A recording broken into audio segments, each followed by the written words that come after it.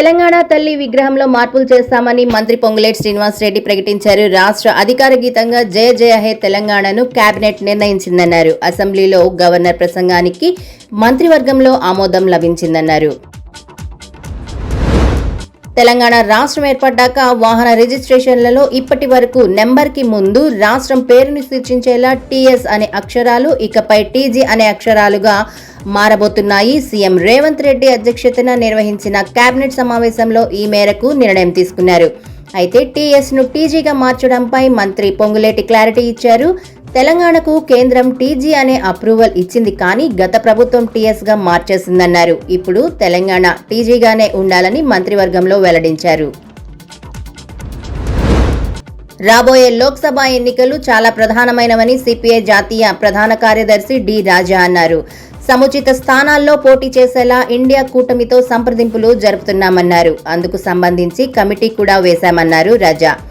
3 రోజుల పాటు జరిగిన సమావేశాల్లో రానున్న లోక్సభ ఎన్నికల సన్నద్ధతపై చర్చించామన్నారు.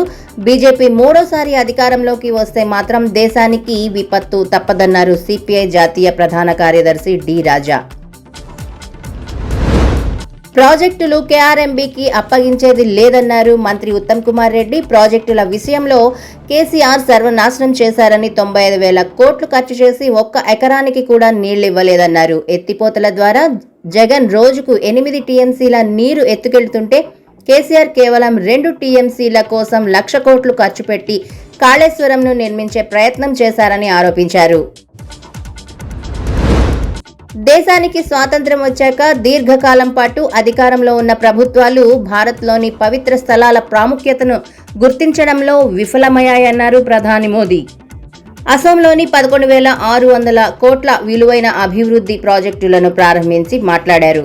గత ప్రభుత్వాలు సంస్కృతి సాంప్రదాయాల ప్రాముఖ్యతను విస్మరించాయని, వాటిని పాటించడం అవమానకరం అనే భావన కల్పించాయని విమర్శించారు ప్రధాని మోదీ. లడఖ్లో ఆందోళనలు రోజురోజుకు ఉధృతం అవుతున్నాయి. లడఖ్కు రాష్ట్ర హోదా కల్పించాలంటూ స్థానికులు రోడ్డెక్కారు.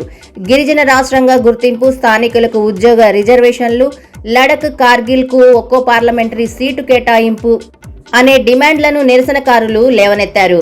ఈ క్రమంలో నిరసనకారులు ఆదివారం లడఖ్ అంతటా బంద్ నిర్వహించారు. లడఖ్కు రాష్ట్ర హోదా, గిరిజన హోదాను డిమాండ్ చేస్తూ జనవరి 23న కేంద్ర హోంశాఖకు మెమోరాండం సమర్పించాయి Leh apex body Kargil democratic alliance. Congress నేత మణిశంకర్ అయ్యర్ కూతురు సురన్యపై కేసు నమోదైంది. అయోధ్యలో బాలరాముడి ప్రాణప్రతిష్ఠకు నిరసనగా 3 రోజులు ఉపవాసం ఉన్నట్లు సోషల్ మీడియాలో పోస్ట్ చేయడంతో వివాదం చెలరేగింది. సుప్రీంకోర్టు లాయర్, బీజేపీ నేత అజయ్ అగర్వాల్ ఢిల్లీ సైబర్ పోలీస్ స్టేషన్లో ఆమెపై ఫిర్యాదు చేశారు. పోలీసులు కేసు నమోదు చేసి దర్యాప్తు చేపట్టారు.